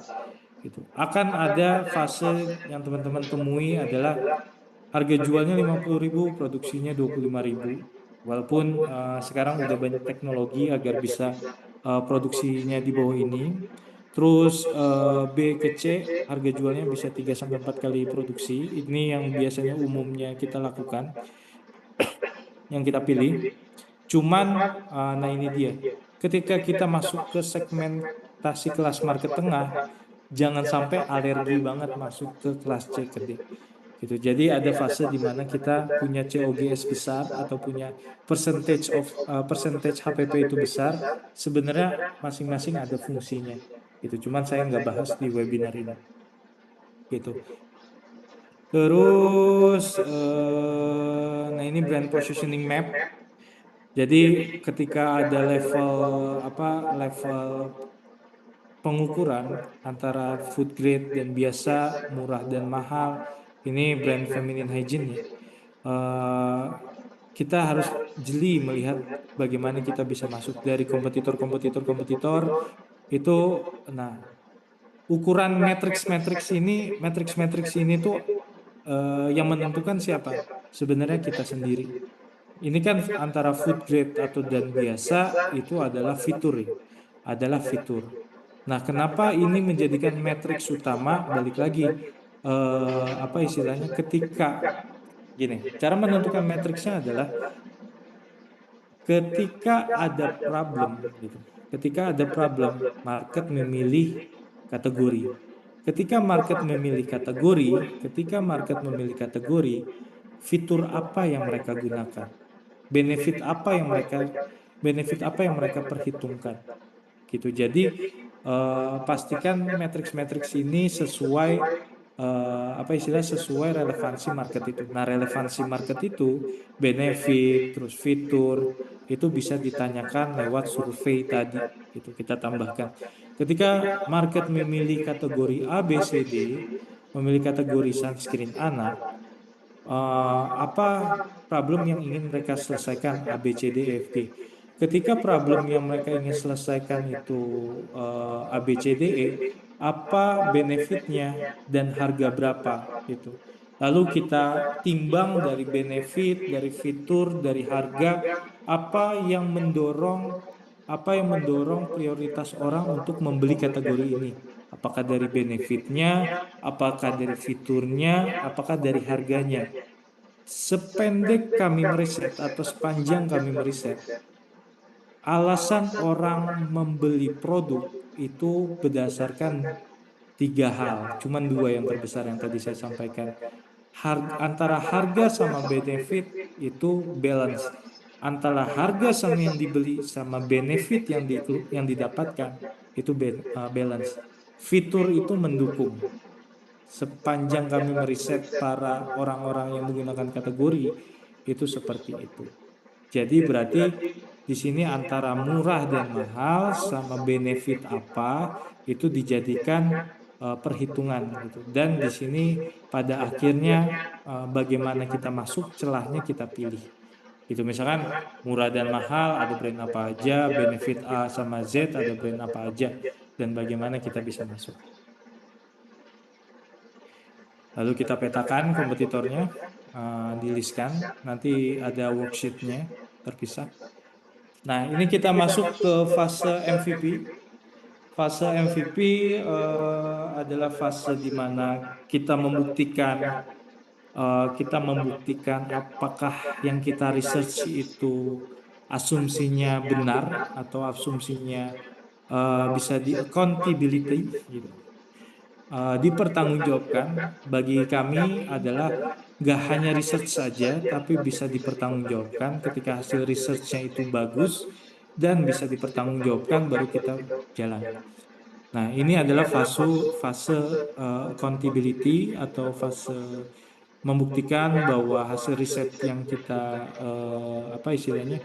yang kita bawakan itu bisa dipertanggungjawabkan, ada di fase MVP testing.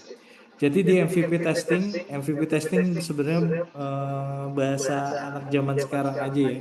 Karena banyak produk-produk digital atau produk-produk software, mereka pasti melakukan MVP testing, dan itu juga apa istilahnya? Sorry sebentar.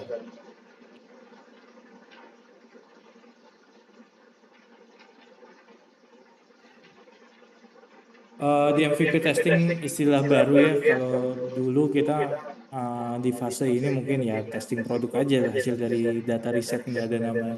Nah, ini biar mudah diingat. Jadi kita namakan fase kedua adalah fase MVP testing. Dari fase market research kita masuk ke fase MVP. MVP testing itu berupa dummy produk. Yang kedua angle dan content testing. Yang ketiga adalah validasi melalui performance ads. Gitu. Nah, dummy produk itu sesuai yang tadi, ada subkategori, terus problemnya apa, terus segala problemnya apa, itu kita desainkan. Nanti contohnya itu nanti saya jelaskan di akhir seperti apa. Jadi di apa istilahnya, dummy produk itu isinya ada desain produk, nama produk yang berisi nama kategori, klaimnya apa istilahnya dari problem yang kita pengen selesaikan. Produk ini ingin mengklaim menyelesaikan masalah apa. Unique selling point-nya itu apa? Itu kita jadikan sebuah dummy produk. Ini kenapa kita buat dummy dulu? Jadi sebelum produksi massal, kita punya apa istilahnya manajemen resiko yang besar. Probably kemungkinan yang akan terjadi kita sudah kita takar resikonya. Jadi ini juga pembelajaran bagi kami bahwa zaman dahulu kala ketika kita pertama kali masuk ke kategori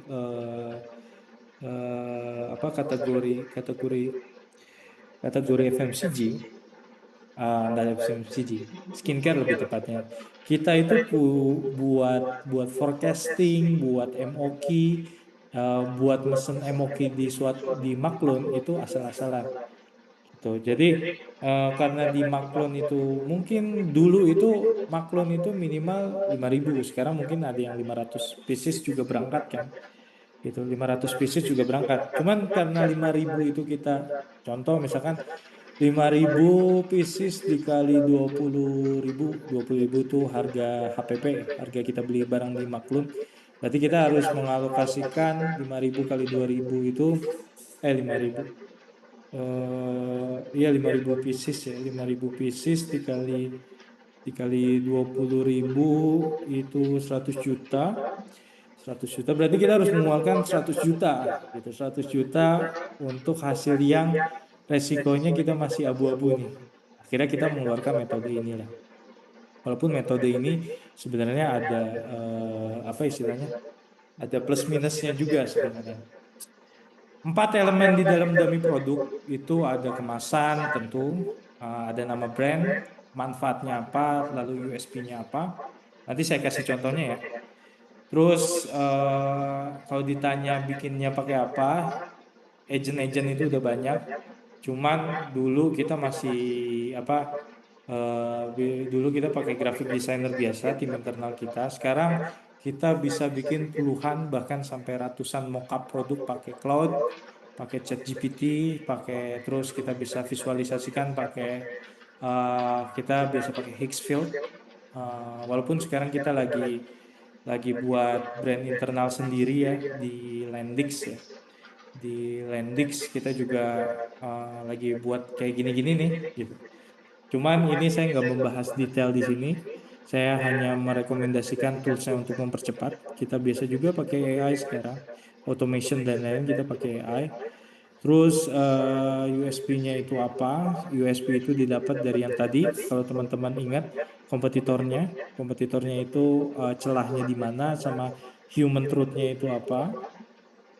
Terus fitur utamanya apa? Fitur utamanya itu hadir ingredients-nya, ingredients utamanya apa, bahan aktifnya apa untuk membantu menguatkan efikasi dari problem yang ingin kita selesaikan tadi.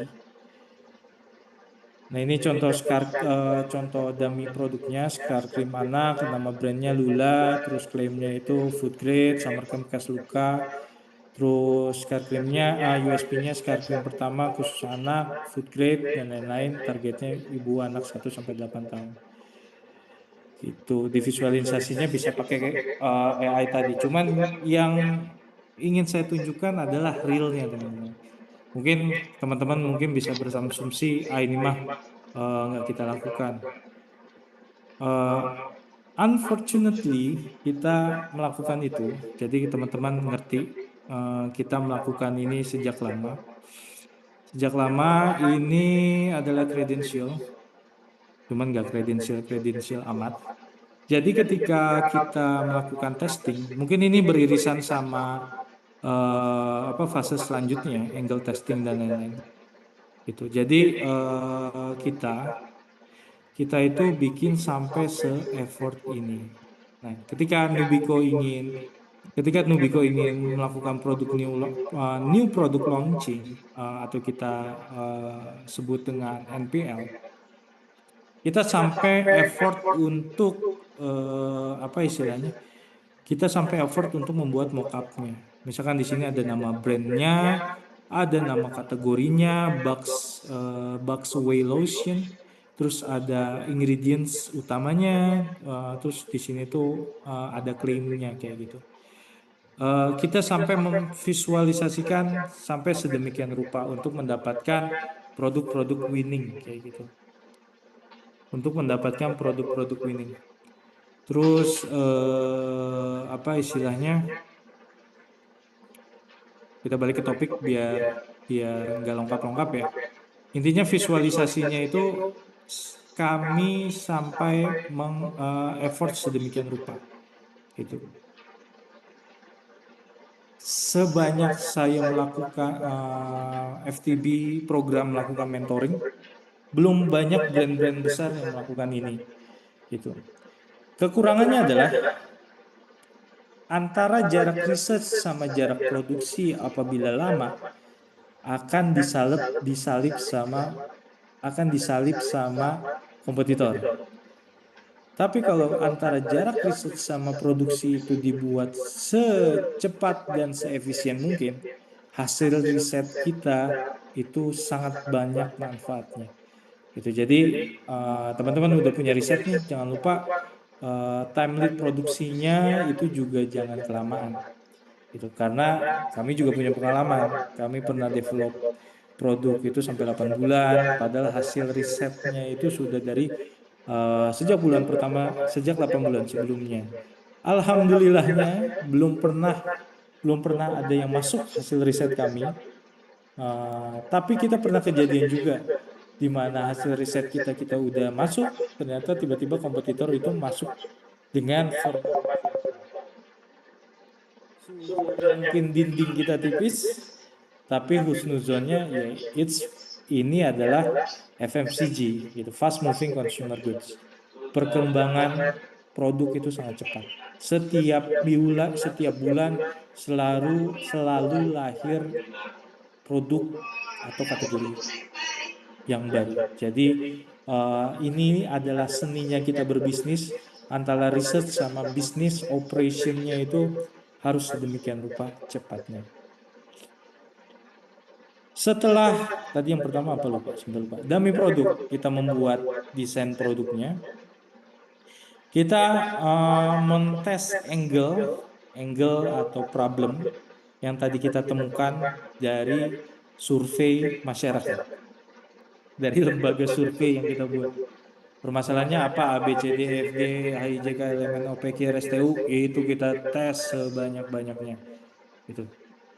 Kita tes sebanyak-banyaknya, apa istilahnya, agar problem atau produk yang kita pengen buat itu kita uji relevan nggak untuk kebutuhan marketnya.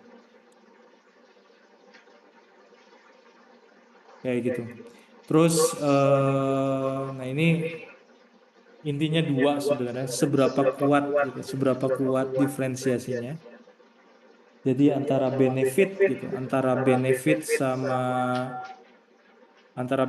sama harga yang ditukar harus relevan gitu. Jadi bisa jadi diferensiasi kita nggak kuat, tapi harga kita itu di bawah harga market. Diferensiasi kita nggak kuat, jangan gitu bahasanya. Diferensiasi kita nggak cukup beda sama kompetitor, sama-sama kerennya, tapi kita bisa membawakan harga yang cukup kontras dengan kompetitor. Itu bisa jadi menemukan winning dari sana. Gitu. Jadi menurut saya pribadi, metodenya itu ada main di harga atau main di diferensiasi kuat. Gitu. Ada sebenarnya faktor ketiganya lagi ya teman-teman. Cuman ini faktor yang ada di fase kesekian ketika memiliki brand atau membangun brand. Adanya yang istilahnya kekuatan dari brand. Itu kekuatan dari brand value. Mungkin teman-teman pernah merasakan atau pernah mengkonsumsi sebuah kategori. Ketika brand ini buat kategori apa aja, itu laku-laku aja, nggak ada segala macamnya. Apa istilahnya, nggak ada risetnya gitu, nggak ada detail-detailnya gitu ya istilahnya. Contoh ya, itu karena kekuatan dari brand value itu sendiri.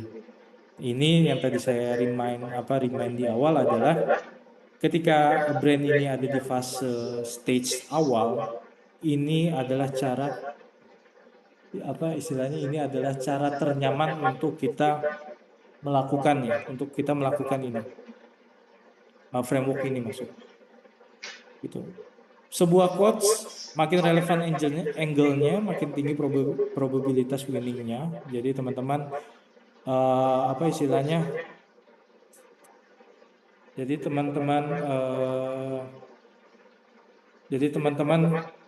semakin relevan angle-nya yang didapat dari tadi survei masyarakat, kita bilang survei masyarakat ya. Itu semakin teman-teman mengetahui apa sih kegelisahan mereka. Semakin kegelisahannya itu dibuat konten yang menarik, akan semakin tinggi probabilitas untuk menemukan winning. Seperti itu. Nah, angle-nya digali dari yang tadi human truth, celah kompetitor atau USP produk. Ini anatomi konten angle-nya, jadi kita harus memperhatikan hook-nya 3 detik pertama seperti apa. Nanti saya tunjukkan untuk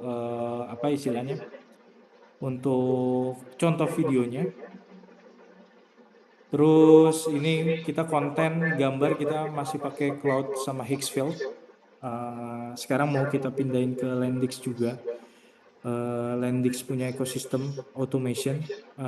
Itu kita nanti teman-teman mungkin bisa akses free untuk Landix ya, untuk kita dapat feedback MVP-nya. Cuman umum yang sekarang lagi kita coba di 3 bulan ini adalah kita pakai cloud, terus kita Higgsfield-in gitu. Kalau teman-teman masih roaming menggunakan ini, nanti kita kasih versi Landix-nya aja lah ya. Gitu. Terus, tapi untuk poin ini kita buat kontennya masih banyak menggunakan konten video kok. Kita syuting sehari-hari segala macam. Ini kita melakukan automation ini ternyata kita mendapatkan data untuk apa istilahnya? Untuk membuat konten gambar sekarang itu juga sudah market pengguna kategori juga sudah mau ada tanda kutip tarikannya gitu. Ada pembeliannya juga. Cuman konten video masih oke lah. Cuma konten video untuk menggunakan AI karena ini kategori yang butuh efikasi, butuh kepercayaan publik. Kadang kalau video AI itu kan masyarakat atau calon consumer itu ngerti kan bahwa ini adalah video AI gitu. Jadi apa istilahnya angka untuk testingnya itu keberhasilannya itu tipis sih gitu. Jadi untuk video better melakukan syuting sendiri. Opini kami seperti itu. Nah, yang ketiga ini checkpointnya. Nanti teman-teman dapat worksheetnya. Validasi, kita memiliki data ROAS. ROAS itu minimal banget 3. Nanti dapatnya dari mana? Dapatnya itu dari mana? Ini coba. Dapatnya itu dari, jadi ketika tadi kita udah menentukan angle-nya itu yang mana, habis itu coba deh kita iklanin bener gak sih angle kita itu winning apa enggak. Terus apa istilahnya kita punya gambaran, punya KPI itu minimal ROAS 3. Jadi yang tadi Buxway Lotion ya teman-teman, yang tadi Buxway Lotion itu kita sampai buat produk sedemikian rupa. Ini kita sampai apa iklankan di akun utama kita. Masih pakai obat nyamuk elektrik buat anak? Padahal mengandung pestisida sintetis seperti piratroid yang bisa terus terhirup setiap hari. Orang berlebih bisa memicu gangguan pernapasan, si alergi sampai asma kambuh pada sebagian anak. Sekarang pilih Nubico Bugs Away. Lotion anti nyamuk Deep Tree yang diformulasikan untuk anak. Mengandung sajogot oil, lavender oil, citronella oil, chamomile, dan alkaloid. Bantu lindungi dari gigitan nyamuk hingga 8 jam dan tetap nyaman di kulit anak. Kalau buat anak, pilih perlindungan yang praktis dan nyaman dipakai. Nah, ini kalau teman-teman perhatiin ya, tuh nggak bisa zoom lagi.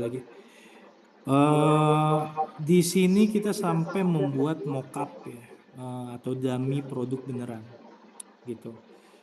Kalau ditanya ini mengarahkan iklannya itu kemana, ini mengarahkan iklannya tentu ke landing page.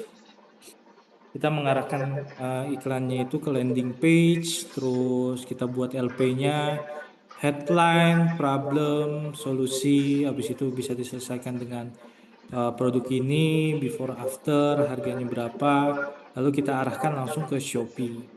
Nah, Shopee-nya ini kita pakai ke Shopee, kita punya Shopee Shopee coba-coba lah, bukan Shopee official utama kita. Jadi once itu ada penjualan, kita melakukan cancellation. Kita batalkan lah, karena kita nggak punya produknya. Kita bilang bahwa mohon maaf produknya sudah habis atau sudah sold out dan lain-lain segala macam. Kayak gitu. Nah, ROAS 3 di sini, begitupun produk-produk, sebentar. Begitupun produk-produk yang lainnya juga, produk-produk yang lainnya juga. Jadi kalau teman-teman ngerti, banyak produk-produk brand kami yang kami pastikan di sini. Tuh. Budgetnya tuh berapa? Budgetnya itu nggak begitu besar. Mungkin dalam satu pengujian, bukan bulan ya, satu pengujian itu budgetnya itu mungkin sekitar kita punya budget itu maksimal 5 juta. Cuman ini yang dipakai teman-teman hanya 2 juta yang dilihat di sini. Berarti asumsinya kalau 2 juta itu mereka sudah menemukan winningnya. Nah, ROAS 3 itu diambil dari mana? ROAS 3 itu diambil dari ini teman-teman bebas ya. Teman-teman menggunakan metode SIPAS atau metode saya. Saya lebih nyaman untuk ke landing page, habis itu diarahkan ke Shopee. Tapi ada beberapa juga menggunakan SIPAS. Cuman SIPAS itu cons-nya itu adalah lama learningnya. Sedangkan teman-teman punya target, teman-teman NPD itu, NPL itu, atau teman-teman research itu punya target KPI untuk menyelesaikan hasil risetnya itu berapa lama. Jadi intinya adalah misalkan budget Baxway Lotion ini sudah menghabiskan 300.000 atau 150.000 atau 500.000. Nah, dari 500.000 itu dia menghasilkan NMV, GMV 3 kalinya dari 150.000 adalah 500.000 adalah 1.500.000 gitu. 1.500.000 misalkan contohnya seperti itu. Nah, itu baru kita teruskan untuk untuk membuat produk. Kita masuk ke developing produk. Itu kita masuk ke developing produk, istilahnya kita masuk ke developing produk. Tapi kalau misalkan masih di bawah ROAS 3, kita masih mengupayakan untuk testing angle, terus-terusan sampai pada akhirnya kita berada di ROAS lebih dari 3, kayak gitu. Gitu teman-teman. Jadi sampai pada akhirnya kita menemukan ini contohnya ada produk lain juga.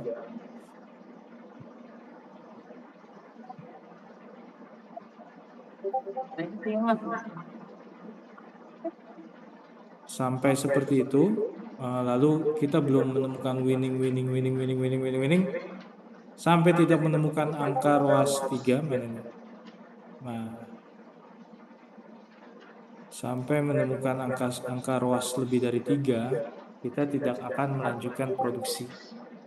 Gitu. Jadi kenapa sih sebenarnya ROAS 3 gitu? Kenapa ROAS 3? Jadi ROAS 3 itu ya kita punya matriks, kita punya kaitannya sebenarnya sama struktur biaya ya. Cost structure kita punya bisnis. Ketika launching ROAS 3 itu adalah ukuran standar.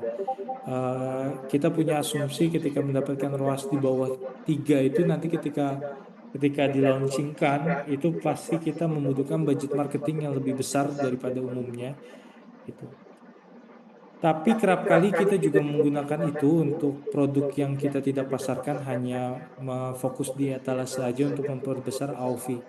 Nah, tapi di framework ini saya merekomendasikan ROAS minimal 3 untuk kesesuaian bisnis teman-teman. Karena ROAS 3 itu kan setara untuk budget marketing di 33,33%, yaitu alokasi budget marketingnya itu di 33,33%. Jadi untuk budget alokasi marketing 33,33% dan HPP produk di angka 25%, kita masih bisa mendapatkan keuntungannya.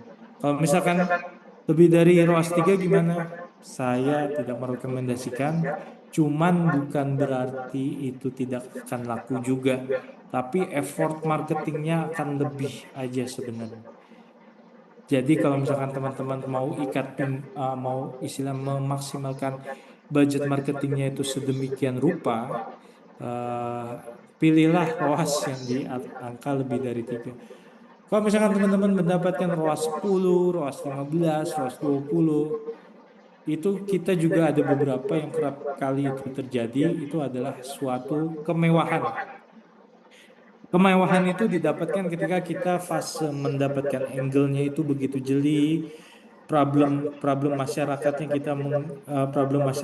kita mendapatkan sebegitu detail, itu adalah suatu kemewahan untuk kita dapatkan gitu. Jadi ketika angle testing semakin relevan angle-nya, semakin winning akan didapatkan dan mendapatkan ROAS yang baik. Itu versi yang pernah kami lakukan. Itu. Nah, kalau misalkan untuk menilai istilahnya konten-kontennya itu works apa enggak, ya ini sebenarnya basic membaca performance ads ya. Teman kita di tim memiliki KPI dari CTR lebih dari 1% atau minimal 1%, harus di atas itu, CPM-nya kurang dari 20.000 untuk memetakan kompetisi di performing market itu, terus LP to button tadi Shopee-nya berapa persen, terus dari add to cart ke purchase-nya berapa persen. Nah, kita punya indikator ini. Nanti jadi kita tahu kalau misalkan oke, udah masuk LP, terus kenapa dari buttonnya itu di bawah 10%, bisa jadi harganya, bisa jadi angle-nya. Terus kenapa dari ATC ke purchase masih di bawah 25%. Di fase product development, it's all about angle sama harga itu aja. Walaupun kita ngerti di zaman sekarang harga itu kompetitif, kita nggak boleh terlalu rendah karena biaya admin yang besar, kita juga nggak boleh terlalu tinggi karena relevan marketnya ternyata ada di angka segitu. Gitu. Jadi teman-teman, indikator ini, indikator ROAS lebih dari 3 adalah indikator kami. Kalau teman-teman lebih punya budget marketing yang lebih besar daripada itu, apa istilahnya, itu adalah kemewahan bagi teman-teman. Tapi kami biasanya menggunakan minimal ROAS 3 di awal MVP ini. Terus ketika MVP sudah diraih, tapi tidak kunjung apa istilahnya, mendapatkan ROAS 3 atau angle yang mendapatkan penjualan. Kalau saya request ke tim saya, ya cek lagi kategorinya, cek lagi angle-nya relevan atau enggak. Gitu. Jadi terus di research, semakin dalam semakin bagus. Ternyata sebenarnya kalau diterapin metode ini, ditanya works apa enggak, di kami itu selalu works. Di pengalaman kami FTB mementoring teman-teman FMCG yang lain menggunakan cara ini, sering terjadi winningnya juga sebenarnya. Mungkin salah satu member di sini juga ada yang pernah ikut mentoring FTB dan langsung apa istilahnya, dan langsung action, dan pada akhirnya mereka mendapatkan winning, produksi, laris manis, segala macam, itu mereka relevan. Itu jadi teman-teman menggunakan framework ini atau enggak, itu balik lagi keputusan teman-teman. Cuman kita sangat memegang teguh framework ini. Terus ketika fase winning, ketika MVP testing sudah mendapatkan sudah mendapatkan produk di atas ROAS 3, sekarang saatnya kita developing produk. Developing produk itu juga one of the most important things ketika kita melakukan NPL atau product launching. Elemen yang kita perhatikan ada di 3 hal. Kita asumsikan teman-teman ketika membuat produk FMCG ini bekerja sama dengan manufaktur maklun atau punya manufaktur sendiri. Ketika memiliki manufaktur sendiri dan memiliki R&D timnya sendiri, itu adalah sebuah kemewahan. Tapi kalau misalkan tidak memiliki manufaktur dan tidak memiliki tim R&D, sebenarnya di setiap maklun-maklun yang ada di seluruh Indonesia, itu juga sudah memfasilitasi tim R&D juga untuk para klien-kliennya. Itu jadi ketika mendeveloping sebuah barang, sebuah produk, apa istilahnya, teman-teman sebenarnya sudah punya fasilitas dari para maklun. Cuman seringkali teman-teman hanya pengen buat produk ini, harganya murah tapi tidak memperbolehkan bahan aktif atau ingredients-nya. Seperti itu. Jadi kita ada di fase ingredients. Di fase ingredients ini adalah fase yang menentukan harga barang, gitu. Jadi fase yang menentukan harga barang. Kami di pengalaman kami sering banget memilih ingredients powerful. Semua ingredients itu ada, kita masukin agar produk ini bagus. Ternyata ketika semua ingredients itu kita masukkan, itu cons-nya adalah harga produk juga ikut, HPP barang juga ikut besar kayak gitu. Jadi pastikan di fase ingredients itu harus clear. Produk ini untuk menyelesaikan masalah apa, gitu, Mas. Nah, pilih bahan aktif, ini sebuah quotes, pilih bahan aktif dari problem market dan content winning. Ini apa istilahnya yang biasa kami pakai, misalkan content winning yang ngebahas apa istilahnya, content winningnya itu ngebahas tentang meredakan bekas luka. Ternyata meredakan bekas luka itu winning. Habis itu kita datang ke pabrik, tolong buatkan kategori produk ini dengan klaim untuk meredakan bekas luka. Nah, habis itu dikasih tahu tuh, oke, pakai ingredients ini, ingredients ini, ke ingredients ini. Gitu. Nah, ini jadi jangan pernah niru kompetitor. Apa istilahnya? Kalau misalkan kompetitor itu punya formula apa, jangan serta-merta kita ikutin, kalau tidak kita jangan serta-merta kita ikutin kalau misalkan angle yang kita tadi sudah testikan itu tidak relevan sama bahan aktif yang akan kita pilih atau agar disamakan dengan kompetitor.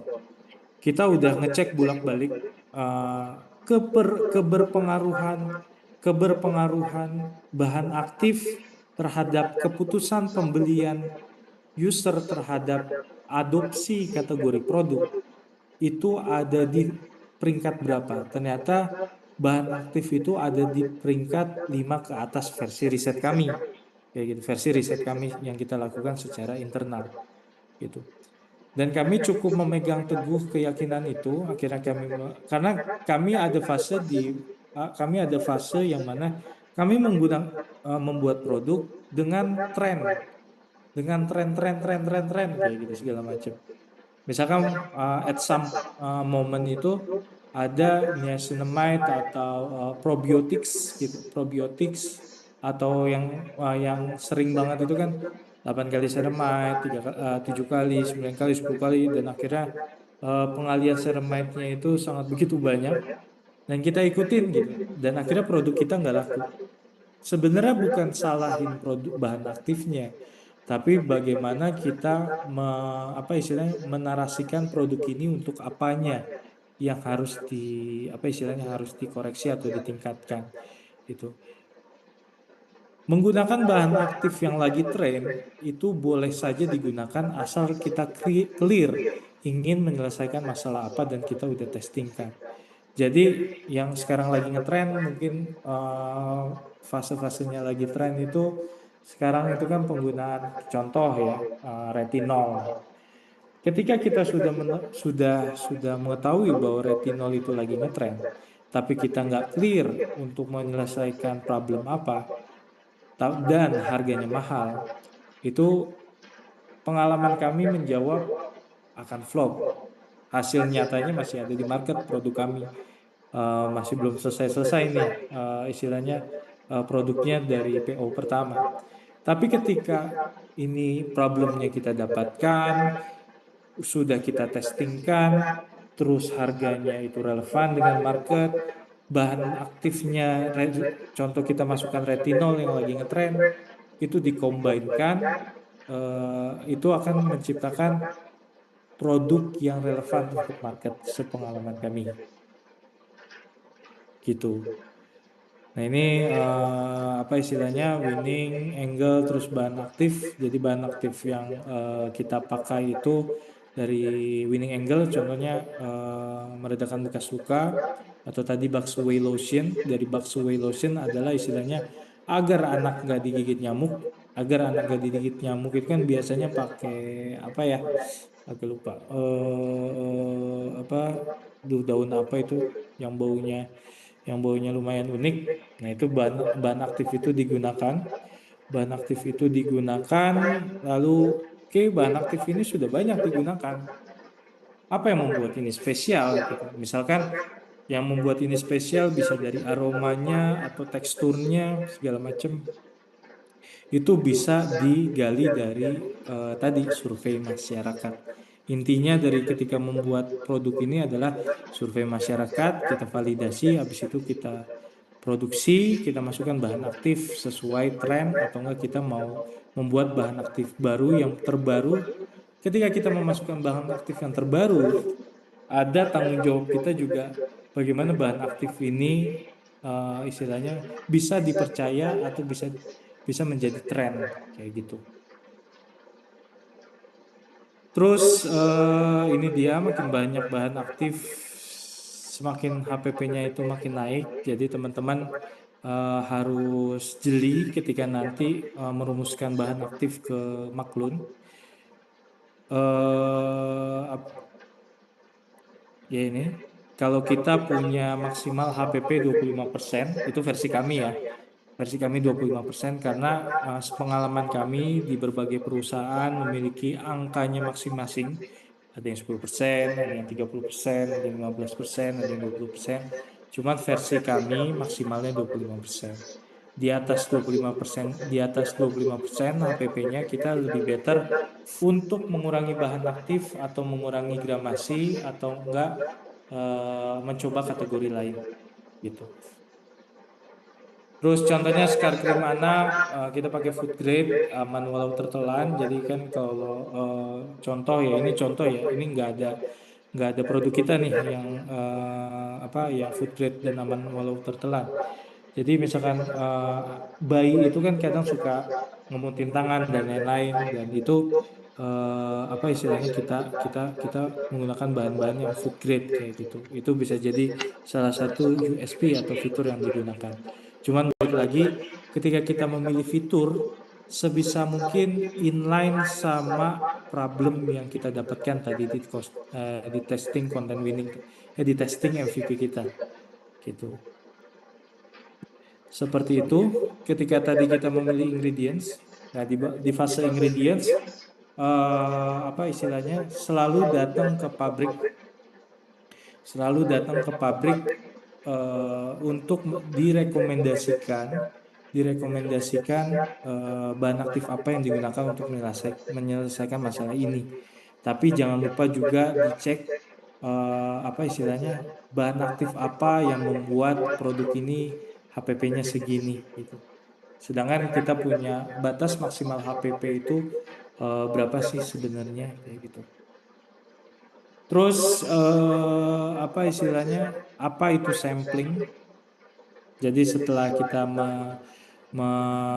mendevelop produk ke pabrik, atau kita punya pabrik sendiri atau kita punya Maklun, kita harus ngerti, kita biasanya minta sampling, dan kita biasanya minta sampling itu nggak hanya 1-2, tapi bisa 20-30 untuk kita lakukan uji panelis ke user kita gitu.